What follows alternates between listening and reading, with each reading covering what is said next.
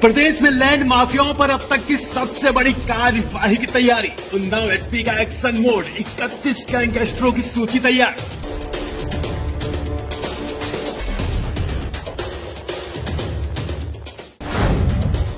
Mafia don Atiq Ahmad के network को ध्वस्त करने वाले आईपीएस दीपक भूकर के एक्शन से उन्नाव के अतीक अहमद और उसकी गैंग के छूटे पसीने।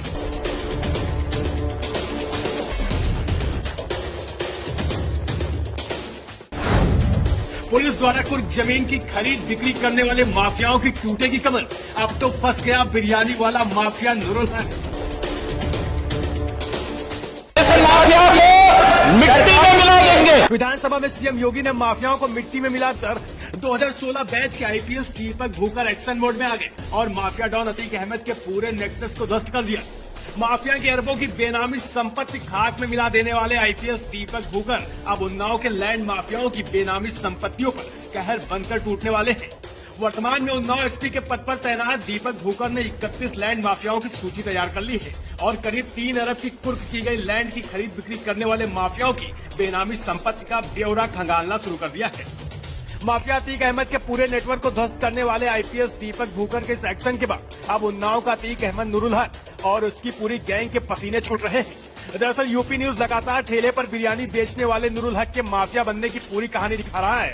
किस तरह एक बिरयानी बेचने वाला एक गैंग बनाकर लोगों को डरा धमकाकर जबरन उनकी जमीनों पर अवैध कब्जा और जालसाजी से हथियाई गई करोड़ों की बेनामी संपत्ति बनाई है। यही नहीं, बूचड़ खानों में जानवरों की अवैध पशु तस्करी का काला कारोबार करके उन्नाव के अतीक अहमद ने न सिर्फ अकूत संपत्ति हासिल की है बल्कि एक मजबूत नेटवर्क भी तैयार कर लिया है जिसमें सट्टेबाज किंग से लेकर खतरनाक साथ शूटर भी हैं।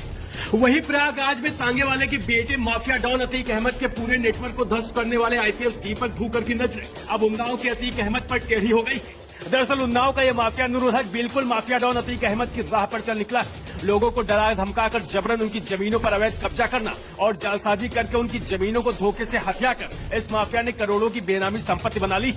और ये कोई आरोप नहीं है। साल 2010 में इस माफिया समेत उसके गिरोह के अन्य सदस्यों के खिलाफ घर में घुसकर महिला को धमकाकर जबरन जमीन कब्जाने का मुकदमा दर्ज है। इस माफिया नूरुल हक का ये पहला गुना था जो पुलिस के रजिस्टर में दर्ज है। उसके बाद माफिया नूरुल हक अपने गिरोह की मदद से अपराध पर अपराध करता चला गया और लोगों की जमीनों पर दबंगाई, जालसाजी और धोखाधड़ी का इस्तेमाल कर करोड़ों की बेनामी संपत्ति हासिल करता चला गया।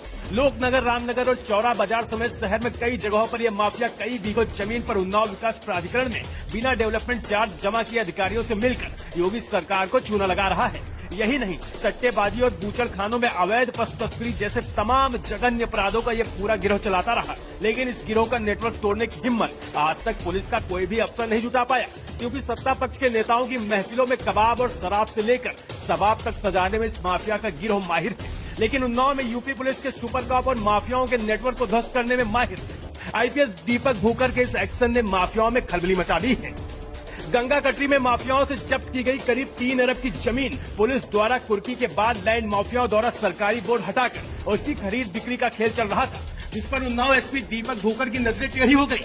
सूत्रों की माने तो उन्नाव के माफिया अतीक अहमद नूरुल हक और इसके गिरोह ने भी कुर्क की गई इन जमीनों की खरीद फरोख्त की है। खंगालने पर पुलिस को प्रमाण भी मिलेंगे। फिलहाल उन्नाव पुलिस कप्तान के निर्देश पर 31 लैंड माफियाओं की लिस्ट तैयार हो चुकी है जिनकी कमर तोड़ने का ब्लूप्रिंट भी तैयार है।